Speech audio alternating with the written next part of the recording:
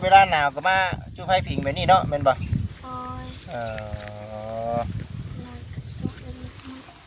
มีถุงมือบ่ กลางค่ำกลางคืนก็มันดังอยู่นี่อ๋อคือทางเขามันคือบ่แจ้งใช่บ่ครับฮะแจ้ง เหลือมบ่ เหลือมเนาะเบิ่งครับ เหลือมมันก็ไปพุดเป็นนึงเด้อเป็นน้ำกล้องบ่จิตบ่วะ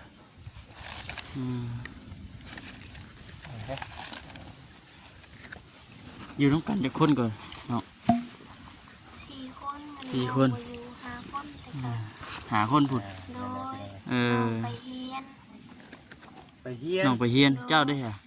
คอยก็ได้ไปอยากลาน เคยเข้าเฮียนอยู่บ่ เคย เอออายุเท่าไรฉันนี่ บ่เคย เอายังบ่จักอายุบ่ บ่จักอายุเอ้ย โอ้ยเนาะ เออแต่ว่าเจ้าเฮียนห้องใดก็ ป .3 ห้องป .3 แม่ออกแม่บอกว่าออกมาเอาหลานคนที่ไปแย่แดงนำกันกิน อ๋อเอาพ่อกับแม่เขาเจ้าได้ฉัน พ่อกับแม่ก็เจ้าไปหาเงิน เนาะไปมาให้เฮาออกเฮียนย้อนนี่เนาะ เป็นเลเวลหนังสือหนังสือ บ่ ยังบ่ทันได้เป็นหยัง โดย ชื่อเจ้าของก็ยังเขียนยังบ่ทันได้ แค่ได้อยู่ เขียนได้อยู่ เออ น้องกิ๊กพี่น้องเอ้ยเนาะ แม่น พ่อกับแม่ที่ไปใช้จ้ะ เด้พ่อแม่ พ่อแม่ โอ้ย อืม คือแต่ละมื้อแต่ละปีนะคือไปขอเฮ็ดนานํเขาเจ้า โดยขอเป็นหน้า อ๋อ เพิ่น นาตัวเองนำบ่ได้เนาะ โดยหน้าตัวเองก็มีอยู่สิมาให้ หน้าเจ้าของมีอยู่15ให้15ให้นี่มันสิได้จักชอบแต่ละปีแค่ว่าเฮ็ดนี่ ถ้าเฮามีผู้ใส่ก็ได้เป็น10ผู้ใด ได้ ถ้า สิบ เฮามีผู้ใส่ก็ได้เป็น10ได้เป็น10ชอบพุ่น โดย บัดให้เจ้าของนาได้จ้ะ ให้หน้าเจ้าของนาตัวนี้น่ะเพิ่นบ่ได้เฮ็ดให้น้องขอเฮ็ด เฮาก็เฮ็ดเอาเข้าเฮาก็บ่ได้ให้เพิ่นบ่ ให้ ให้เท่าไหร่บ่เนาะ บางทีน้องก็ให้ซอกหนึง อืม อ๋อ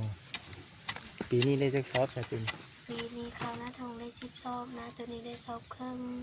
โอ้นาศพคือ หน้าสอบครึ่ง มันบ่เป็น โอ้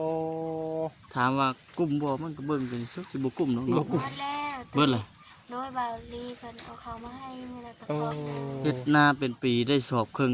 ได้ครึ่งกระสอบ โดยนาตัว สอบหนึงกับครึ่งหนึงพี่น้อง โดย เนาะ มันบ่เป็น มันบ่เป็น โดย เห็นว่ามีปุ๋ยมีหยังใส่ก็มันก็บ่กุ้มคือเก่าอีก บ่กุ้มเนาะหนึงก็คือว่าเนาะพี่น้องเนาะมันบ่หน้าตัวเองเนี่ยจังสิเช้าก็จังสิแบบใด แม่นนะ จังสิเฮ็ดได้ใดบัดเบิดได้จ้ะน้องเขาเบิดได้ น้องก็หาไปหาต้นอ้อยเด็กก็ชื่อ บ่ อืม อ๋อหลักๆเลยนี่คือเรื่องเขาเลยในครอบครัวนี่ โดย เออคือเขาวน้ำซ้ำปลาแล้วพี่น้องมันบ่มีกินเนาะ แม่น มันมีข้าวกินมาสั่นเฮ้ยเคยอดอยู่บ่ เคยอยู่เดือนหนึงแต่น้องก็ไปหาต้นอ้อยแบบแต่เพิ่นก็เอาข้าวให้ อ๋อเฮาก็หาเนาะแม่นบ่ โดย มันเบิดได้พากันหาเนาะ โดย อืมมีไอ้น้องจะคนแต่ทางเจ้าน่ะ ทอน้องเองก็3 คน อืม หญิง2ชาย1 มีครอบมีครัวเบิดแล้ว ยังบ่มีเอื้อยก็ยังบ่มี ไปทางไหนจ้ะมัน เพิ่นไปกรุงเทพเพิ่นไปหาเงิน อ๋อ เพิ่นฝากมาให้ก็เดือนละพัน เดือนละพันกี่เดือนละ1,000 บาท โดย โอ้ยเนาะเดือนละ1,000 บาทนี่ก็เฮาเพื่อเฮามาซื้อนั่นซื้อนี่ทั้งนี้ก็โอ้ โดย บ่ปานใดเนาะ โดยเดือนละพัน2,000อย่างหลายที่สุดก็2,000 อืมเป็นบ่กุ้มเนาะ โดย บ่กุ้มได้พี่น้องเอ้ยเฮ้ยบัดนี้ก็เลยอยู่น้ำพ่อน้ำแม่เจ้าน่ะ โดยพ่อแม่ใส่เวียกใส่งานเพิ่น ใส่เวียกใช้งานพ่อกับแม่ โดย นอนใช่ไหม นู่นนะ นอนอยู่นี่วะ โดย อ๋อ อืม พ่อกับแม่ก็นอนอยู่นี่เนาะ โดยโดยเรียนนี่แหละ อืมแบบที่ดินเป็นของตัวเองได้ใช่ ที่ดินของตัวเองก็มันอยู่บ่ได้ อยู่ใช้ที่ดิน อยู่ทงพุ่น ไก่บ่ ไกลเติบ คือว่าอยู่บ่ได้ล่ะ มันเป็นอยู่ไรหาเก็บเอาไข่อยู่ เออแค่ว่าบ่ง่ายๆแค่ว่าไปอยู่แล้วมันพิษมันเพื่อนเจ็บไข้ โดย แค่ว่าไปอยู่หั่นน่ะ โดยมีแล้ว เอ้า โอ้ อืม มันเห็นหน้าได้จักส่งก็ทางไหนเห็นหน้าได้จักอันน่ะชอบก็ทางไหน ชีพ ประมาณ10บ่ โดย ยังเฮ็ดอยู่บ่เดี๋ยวนี้ เฮ็ดอยู่ อ ได้แต่ว่าเที่ยวไปเฮ็ดให้เฮ็ดนาซื่อเนาะแต่ว่าบ่ได้อยู่บ่ได้นอน โดยน้องก็ย่ามมื้อเช้าแล้วก็ลงค่ำแล้วก็ขึ้นมานอนพี่ เออ อืม เจ้าอยู่ที่ตัวเองบ่ได้เนาะ โดย อืมมันอันนั้นเป็นดินมุ่นมั้งเนาะ โดยดินมูลดิน อ๋อ น้ำเขาเจ้าปันให้แม่นี่ อืม แต่ว่า มาให้ โอ้แต่มันก็อยู่บ่ได้แล้วมันเป็นดินแบบใดไหนใกล้ปราสาทหรือว่าจังได๋ บ่ใกล้พี่ก็ทราบอยู่ อ๋อ อืม แต่ว่ามันผิดน้ำเจ้าที่นั่นแหละเนาะ โด อื ย มแต่อันนี้คือคุมเชื้อเนาะแม่นบ่ โด คุ ย มเชื้อของทางน้องเพิ่นแล้วมันสิแม่นคุมจริงอยู่บ่ล่ะ เนี่ย เอ้าแบบว่าอยู่แล้วจะเป็นดินอุ่น แม่น้องก็ไปอยู่แล้วพ่อแม่ก็เจ็บ แม่นบ่ โดยก็คนเพื่อนเฮาก็เสียผู้หนึง เออ โอ้ก็เลยว่าไปเบิ่งทางนั้นทางนี้เพิ่นว่าเป็นน้ำที่ทางก็ได้พากันย้ายออกมา โดยนายออกมาเขาอยู่ดินของอ้าย โอ้โดย แบบนี้เนาะ โดย บัดนี้ดินอยู่บ้านน่ะบ่มีจักดีเลย บ่มีน้อง บ้านหยังก็เจ้าน่ะ หน้าแพก บ้านนาเพก โดย อืม ต้องไปอยู่นาเพกผู้ใดเนาะบ้านผู้ใดเนาะ โดยน้องก็บ่มีดินอยู่มีแต่เพื่อนลุงป้านะเป็นเพื่อนใส่ดินของเพิ่น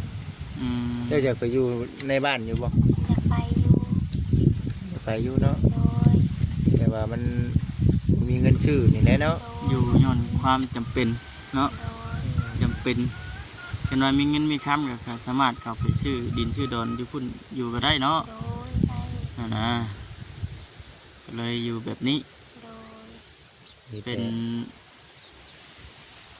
ช่วงนั้นเนาะว่าง่ายกับไปตลาดตะลี่นี่เนาะโดนๆจังได้ไปเทื่อ โดยเอาเงินไปเชื่อขับไปก็ยืมรถน้าเบาไป อืม หากมื้อนี้น่ะทั้งวอดีเพิ่นสิให้รถเจาะน้ำมาเจาะบ่มัน โดยแต่น้องกระทาเพิ่นตั้งแต่เช้ายังบ่เห็น เอาอดเอาเดี๋ยวเพิ่นก็มาเนาะตะกี้ซุมื้อนี้เอาน้ำใช้ซะ ซึ่งวันนี้น้องก็ไปขอน้ำเหนียงมาล้ำเพิ่นอันนี้ ไม่ใช่หมอล หมอล โดยคนที่ ให้เรา เพิ่นอยู่เถียงเพิ่น ำ ำอันนั้นบ่ โดย เทียงเพิ่นอยู่หั่น โดย ไม่ใช่หมอลำนี่เราอยู่กับไผ อยู่กับลูกเพิ่น ผัวเราเลย พวกเพิ่นไปเฮ็ดเวียกไปรับจ้าง อ๋อ ชื่อเราไม่ใหญ่หมอลำติ ไม่ใช่หมอล พาสิ แม่พาแต่ว่าเราลำเลยเอิ้นว่าไม่ใหญ่หมอล โดยน้องเพิ่นเหนื่อยมาทำ ำเฮ้ยเนาะ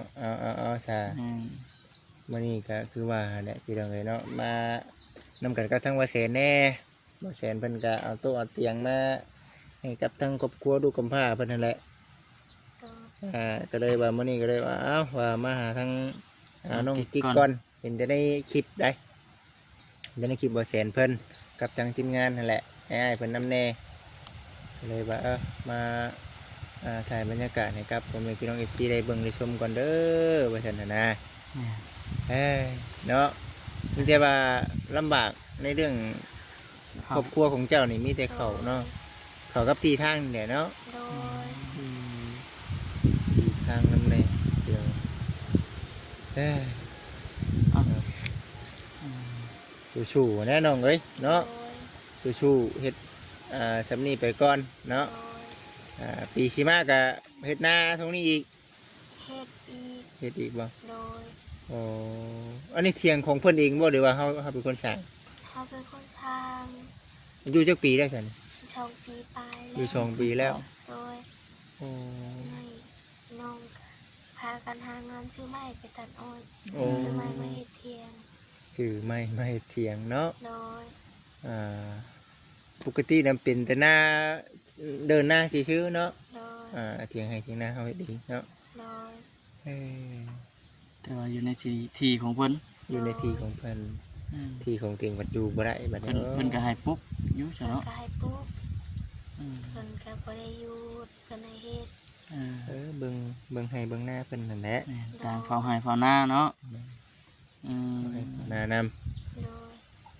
ให้สาบ่คำเฮาพุ่นเดียว แม่นไหม แม่นคุยกันโดนแล้วเดี๋ยวสิไปนำบ่แสนเพิ่นก่อน โดย แต่ว่าทั้งน้องนี่ก็คือเว้าเนาะโดย รอ ซอยเวียกพ่อกับแม่ โดยสวีพ่อกับแม่ หาอยู่หากินช่วยพ่อช่วยแม่ โดย เอ้ยอันนี้รอรถอันเจ้าน้ำบัด โดยเราจะนำมาเจาะ ให้น้องกิ๊กคอยกืออีกแล้วเนาะ โดยทาเพิ่นสนองกับไปหาคุดได้มัน ไปขุดอีก โดย มื้อนี้น่ะกินแล้วบ่ข้าวกินข้าวก็ยังบ่ นี่กินข้าวกับอันน่ะกับหนูแต่เช้าพุ่น เออ ข้าวเที่ยงหนูก็ยังบ่ทัน เอามาที่ใช้หนู พอไปใช้กับอยู่ ใช้กับเอา อ๋อมีแต่หาของกินธรรมชาติเนาะนี่เนาะ ธรรมชาติ บัดเกลือปลาเด็กไปนัวเบิดในไผออกไปซื้อย่าง มาซื้ออยู่บ้าน ย่างมาซื้ออยู่บ้านปุ๊ออกไปพูดเลย บ้าน ไปพี่ โดยทางพี่และบ้านนาเพ วันนั้นเพลงพี่ได้ เอาย่างออก จะ ทาง ซื้ออ ก่อ อน ก ทำ ทาง มา พี่มันเกิดชอดพี่แล้วเนาะอ่า ขึ้นแล้วพี่กับทางประตูเห็น เอ ย่างไปนี้ดิ โดย ใกล้บ่นี่ ใกล้คำพะหวยมาทำไมบ้าน ทำหวยแม่น โดย เออ เนาะเอามีแต่สู้ๆเด้อน้องเด้อสู้ๆมื้อหน้ามื้อในพุ่นน่ะบ่าวสิ มาเยี่ยมมายาม เยี่ยมไหม เนาะ โดย เบิ่งสิน้องเบิ่งบ่ได้ซื้อในโต๊ะเลยมื้อนี้นั่น โดยบอกเป็นบ่เป็นหยังว่าฉันน้องเพิ่นว่าเนาะเดี๋ยวสิเอาเงินให้เพิ่นพอได้ชื่อเกลือประเด็กเป็นนัวเด้อน้องเด้อ โดย พอได้อันน่ะซื้อของอยู่ของกินน้ำแน่ในเรื่องที่ออกไปบ้านก็ได้เอาน้องมา โดย โอเค โด โด ย ย สุขภาพจะแข็งแรงเด้อทำตัวบ่อยได้ทำไข่บ่ให้มีเด้อคอยจะร่ำจะรวย โดยสาธุ เนาะ เอาน้องก็สู้ๆเด้อโอเคไปสบายนะสบายดีเด้อ สบายดี โอเคพี่น้องเมื่อหน้าจะให้น้องพี่พาไปพุด1กิโล แม่นมื้อนั้นไปตักน้ำอยู่หนองเพิ่นบ่มื้อนั้น พูด ตั้งมาใส่กระพุ้ยนี่ โดยตักสิกระพุย น้ำมันอาบบ่ น้ำน้องมาวัดคนมาไหว้ทาเพิ่นทางหน้า เออเต็มเบิดเลยนี่3หน่วยนี่ เต็มหมดแล้ว โอ้ พุยอันนี้ ยังแต่พุ้ยเดียวเนาะ โดย เอา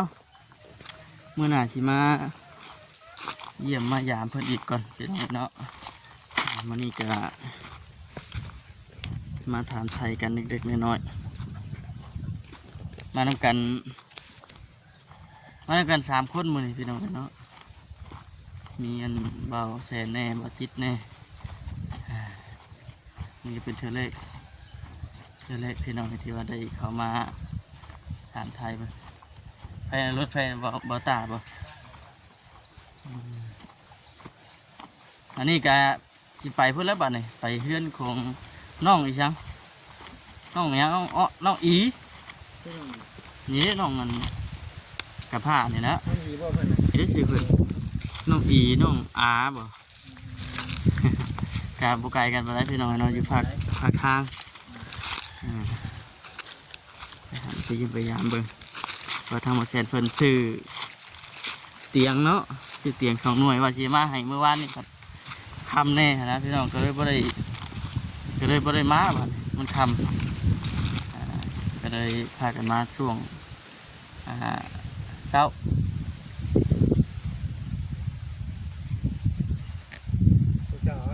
แม่แต่ยังไม่ทันได้เห็นมีทีมงานอ้ายเพิ่นยังไม่ทันได้มาหรอกเพิ่นก็ฮะแม่อะไรก็ฝากเป็นกำลังใจให้เด้อพี่น้องเด้อเนาะกลับมาเบิ่งมาชมแล้วก็จะพากดขามโฆษณาไปพี่น้องเนาะชมคอมเมนต์กันเข้ามา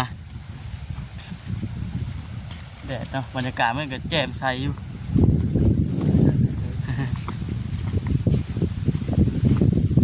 พี่น้องคลิปนี้ก็คือจบก่อนโอเคพี่น้องเนาะสบายดี